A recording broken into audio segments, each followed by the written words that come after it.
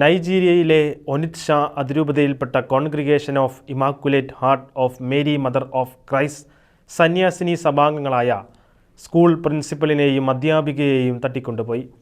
Sister Vincentia Maria വാങ്കോയെയും Sister Grace Mariette ഒക്കോലിയെയുമാണ് അജ്ഞാത സംഘം തട്ടിക്കൊണ്ടുപോയത്. Sister Vincentia Maria Archbishop Charles Heerey Memorial Model Secondary School ഉഫൂമയുടെ പ്രിൻസിപ്പലും Sister Grace Mariette Immaculate Girls Model Secondary സ്കൂളിലെ അധ്യാപികയുമാണ്. ഉപാധിരഹിതമായി ഇരുവരുടെയും മോചനം എത്രയും വേഗം സാധ്യമാകുന്നതിനും ഇവർ സുരക്ഷിതരായി തിരിച്ചെത്തുന്നതിനും വേണ്ടി നൈജീരിയയിലെ IHM secretary general Sister Maria Sobenna Ikutoni പ്രാർത്ഥന അഭ്യർത്ഥിച്ചു. നൈജീരിയയിലെ തെക്കുകിഴക്കൻ മേഖലയിലുള്ള അനംബ്ര സംസ്ഥാനത്താണ് കന്യാസ്ത്രീമാരെ തട്ടിക്കൊണ്ടുപോയത്.